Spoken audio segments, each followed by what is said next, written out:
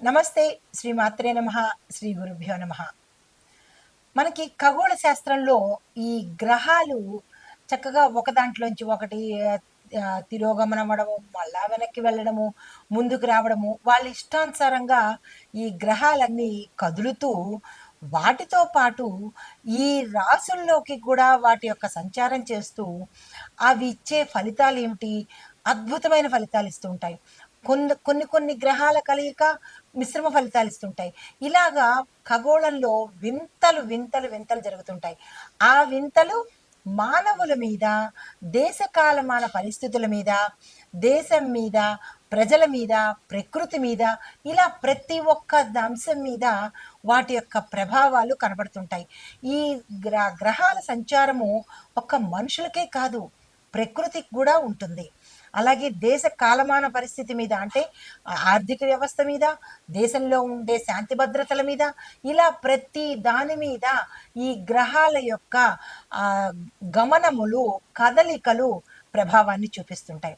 అయితే ఇప్పుడు మనకి మార్చి 25వ తారీఖు నుంచి 24 రోజులు లేదా 26 రోజులు, అంటే మనకి ఎక్కువ తక్కువ రోజులు ఉంటాయి కదా, టోటల్గా 24 రోజులు కానీ 26 రోజుల పాటు శుక్రుడు మీన రాశిలోకి సంచారం చేస్తున్నాడు. శుక్రుడు అంటేనే అందరికీ చాలా ఇష్టం. ఎందుకంటే ఆయన సంపదలు ఇస్తాడు, లగ్జరీ లైఫ్ ఇస్తాడు, సుఖాలు, భోగాలు, తరువాత ఐశ్వర్యము, ఈ ఒకటేంటి, దాంపత్యము, అన్యోన్య దాంపత్యము, ఇలాగా అన్నీ చక్కటి లాభాలను ఆయన ఇస్తూ ఉంటాడు. ఎప్పుడు శుక్రుడు వస్తాడా, ఎప్పుడు మనకి అన్నీ వస్తాయా అని అందరూ చాలా సంతోషిస్తుంటారు. అయితే ఈ గ్రహాలలో బుధుడు, గురుడు, శుక్రుడు చాలా ఇష్టపడతారు అందరూ.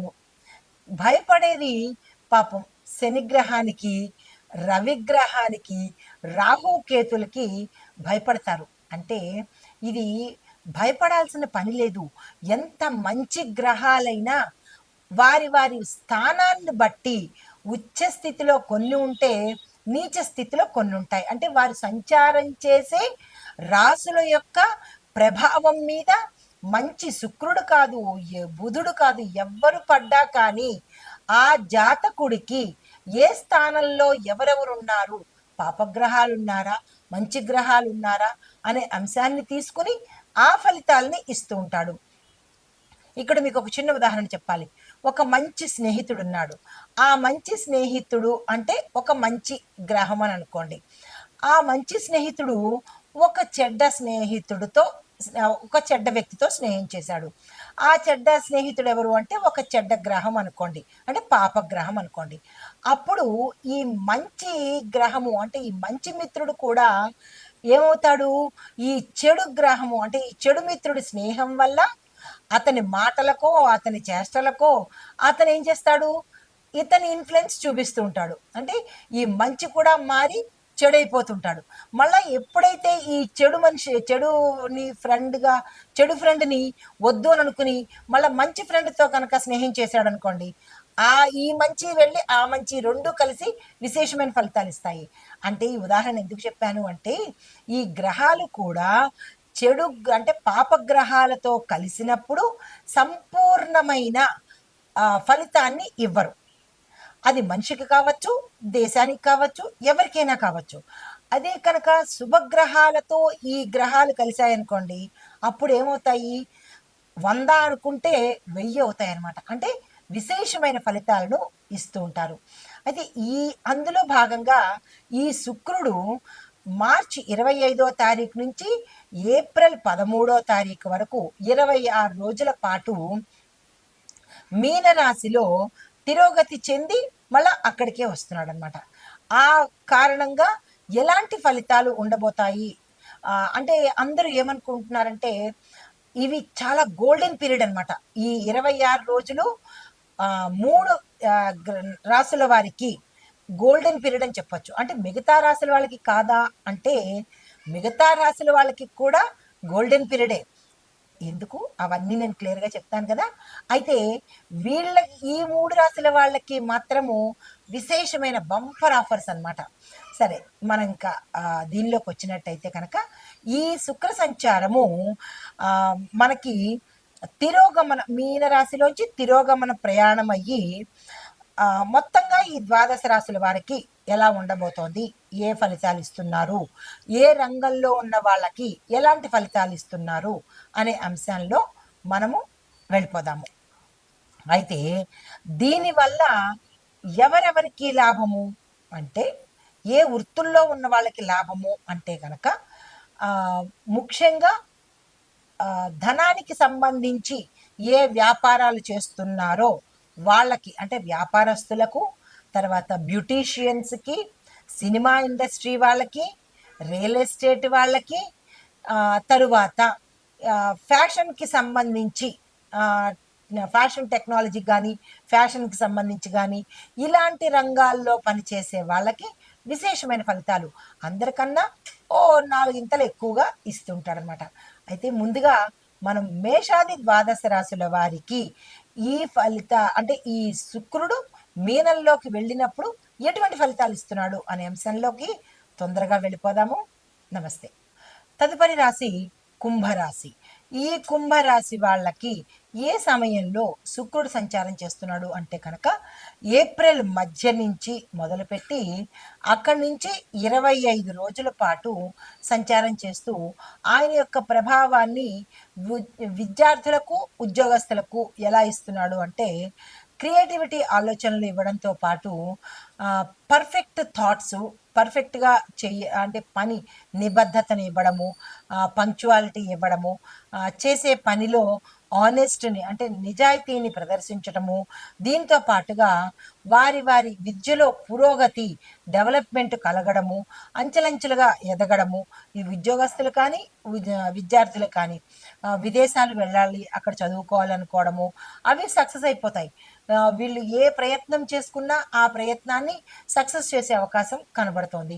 ఉద్యోగస్తులకు ప్రమోషన్స్, ప్యాకేజీ పెరగడము, దీంతో పాటు వేరే కంపెనీకి, ఇది చిన్న కంపెనీలో జాబ్ చేస్తున్నట్టయితే పెద్ద పెద్ద కంపెనీలు వీళ్ళకి హై ప్యాకేజీతో ఆఫర్స్ ఇవ్వడము, ఐటీ కంపెనీలు కావచ్చు, మామూలు కంపెనీలు కావచ్చు, ప్రభుత్వ ప్రైవేటు ఉద్యోగాల్లో కావచ్చు, ఎక్కడైనా సరే ఉద్యోగస్తులకు విశేషమైన ఫలితాన్ని ఇవ్వబోతున్నాడు శుక్రుడు. దానితో పాటుగా ఇళ్ళు, వాకిళ్ళు, భూమి, గృహము ఇలాంటివి ఏవైనా స్థిరచరాస్తులు కొనుక్కోవడానికి కూడా అవకాశాన్ని ఈ 25 రోజుల సమయంలో ఇవ్వబోతున్నాడు. దీంతో పాటుగా కొంతమంది ఉద్యోగస్తుల్ని విదేశాలకు కూడా తీసుకెళ్తాడు ఉద్యోగరీత్యా.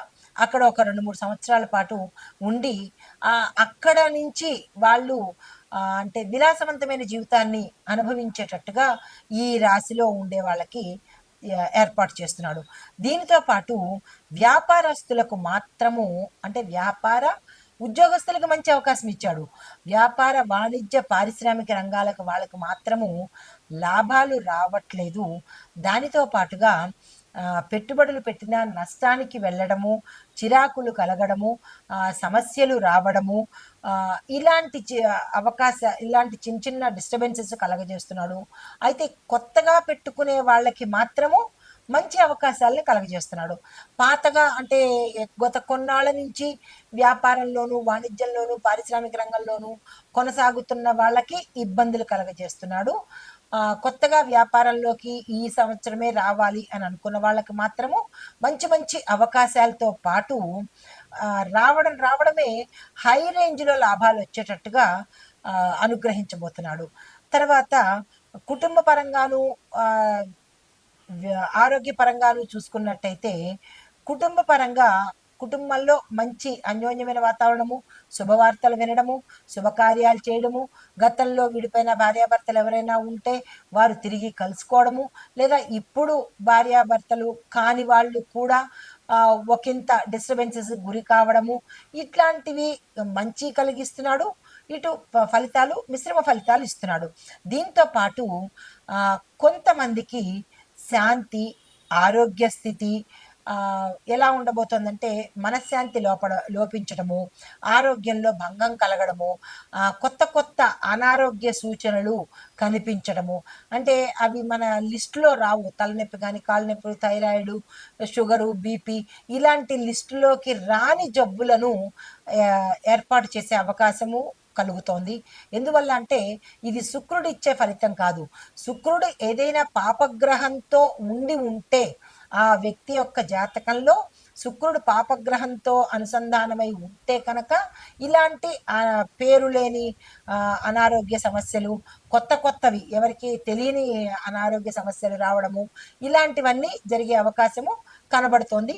ఆరోగ్యానికి శుక్రుడికి ఎటువంటి సంబంధము లేదు కాబట్టి మీరు ఏ ఏ మీ యొక్క రాశిలో, మీ యొక్క జాతకంలో ఎలాంటి స్థితి కనబడుతోంది, ఈ శుక్రుడితో పాటు ఏ అంటే ఆరోగ్య స్థానంలో ఏ గ్రహం ఉన్నది అనేది పరిశీలన చేసుకుని ఆ ఏ అనారోగ్య సమస్యకి దానికి సంబంధించిన పరిష్కారాన్ని కనుక తీసుకున్నట్టయితే ఇన్ని మంచి ఫలితాలలో అదొక్క చిన్న చెడు ఫలితం కాబట్టి దాన్ని అధిగమించే ప్రయత్నం చేయండి.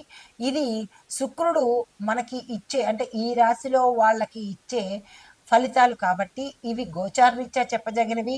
వ్యక్తిగత పరిశీలన చేయించుకుంటే అప్పుడు మీకు ఏ వ్యాపారం నష్టం వస్తుంది, ఎందువల్ల నష్టం వస్తుంది అనే విశ్లేషణ చేయడం జరుగుతుంది. అయితే ఈ సమయాన్ని ఈ రాశిలో ఉండే ప్రతి ఒక్కళ్ళు వినియోగించుకునే ప్రయత్నం మాత్రం చెయ్యండి. వృధా చేసుకునే ప్రయత్నం చేయకండి. మళ్ళా ఎప్పుడో ఇలాంటి అంటే ఇలాంటి సంయోగం కానీ లేదంటే ఇలాంటి స్థితి కానీ కలిగే అవకాశము మళ్ళా రాదు. ఇంకో కొత్త స్థితి కలగచ్చు, ఇంకో మహాయోగం కలగచ్చు. అయితే ఈ సమయాన్ని తప్పనిసరిగా ప్రతి ఒక్కళ్ళు వినియోగించుకుని ఆ స్వామి యొక్క అనుగ్రహాన్ని తప్పనిసరి. అయితే ఈ శుక్ర సంచారము వ్యవధి 25 రోజులు అని చెప్పుకున్నాం కదా. అయితే ఈ కాల పరిమితిలో ప్రతి రాశిలోనూ ఈయన యొక్క ప్రభావము అమోఘంగా ఉంది, ఎక్కడో 1-2 చోట్ల తప్ప. అయితే ఈ ఓవరాల్గా ఈ శుక్రుడు ఏమేమి ఇస్తున్నాడు అంటే కనుక ఉత్తేజాన్ని ఇస్తాడు, సృజనాత్మకతను అంటే క్రియేటివిటీని, యాక్టివ్నెస్ని, దాంతోపాటు ఆర్థిక మార్పులు అంటే ధనానికి సంబంధించినటువంటి చేంజెస్ని ఇస్తున్నాడు. తర్వాత వ్యక్తిగతంగా ఎలా ఉంటారు అనేది ఇస్తున్నాడు. కుటుంబ పరంగా ఎలా ఉండబోతోంది, కుటుంబంలో అల్లకల్లోలు ఉంటాయా, సంక్షోభాలు ఉంటాయా, కొన్ని రాశుల వాళ్ళకి మాత్రమే ఇట్లాంటివి ఇస్తున్నాయి కాబట్టి అంటే కుటుంబ పరంగా కూడా ఎట్లాంటి ఫలితాలు ఇస్తున్నాడు అనే అంశంతో ఆరోగ్యంలోనూ అన్ని రంగాల్లోనూ సానుకూలమైన మార్పుల్ని ఇస్తూ కొన్ని రాశులకు మాత్రం జాగ్రత్తలు కూడా చెప్తున్నాడు, కొన్ని రాశులకు ఆటంకాలను కూడా ఇస్తున్నాడు. అంటే ఇది ఈయన ఇచ్చిన ప్రభావం కాదు, మీ యొక్క వ్యక్తిగత జాతకంలో ఈ శుభగ్రహంతో ఏ పాపగ్రహం కలిస్తే ఆ ఫలితాన్ని వస్తుంది కాబట్టి అది మీ జాతకరీత్యా చూసుకోవాల్సిన అంశము. అయితే ఎవరెవరికి ఎక్కువ ఫలితాలు ఇస్తున్నాడు అంటే కళారంగంలో ఉన్న వాళ్ళకి, నాటక రంగంలో ఉన్న వాళ్ళకి, సినిమా మీడియా రంగంలో ఉన్న వాళ్ళకి ముఖ్యంగా శుక్ర ప్రభావము విశేషంగా ఉంటుంది. వాళ్ళు హై స్థాయికి వెళ్ళిపోతారనమాట. తర్వాత మిగతా రాశుల మిగతా రంగాల్లో ఉన్న వాళ్ళకి కూడా ఇస్తున్నాడు, కానీ ఈ క్రియేటివిటీ ఉన్న రంగంలో ఉన్న వాళ్ళకి మాత్రం విశేషమైన ఫలితాలను ఇస్తున్నాడు. అయితే ఈ విశ్లేషణ ఇప్పుడు మనం చెప్పుకున్న సారాంశము మీ యొక్క జాతక పరిశీలనలో ప్రభావం శుక్ర సంచారం ఎలా ఉండబోతోంది అనే అంశాన్ని మీరు పరిశీలించుకోండి. ఒకటి ఏ అంశము అంటే శుక్ర సంచారం ప్రభావము మీ యొక్క వ్యక్తిగత జాతకంలో ఎలా ఉంటుంది, ఏ నెలలో వస్తోంది, ఎంత కాలం ఉంటుంది అనే అంశాలను మీ వ్యక్తిగత జాతక పరిశీలనలో తెలుసుకోండి. దీంతో పాటు మీకు సానుకూలమైన ఫలితాలు వస్తున్నాయా లేదా అంటే కనుక ప్రతికూల ఫలితాలు వస్తున్నాయా అనే అంశాన్ని మీ వ్యక్తిగతంగా మీరు పరిశీలన చేసుకోండి. ఇవన్నీ గోచారరీత్యా చెప్పినవే తప్ప, పంచాంగం ప్రకారం చెప్పినవే తప్ప ఎవరి సొంత నిర్ణయాలు కాదు, ఎవరి సొంత అభిప్రాయాలు కూడా కాదు. కాబట్టి ఇది ప్రతి ఒక్కరూ గమనించవలసిన అంశము. నమస్తే.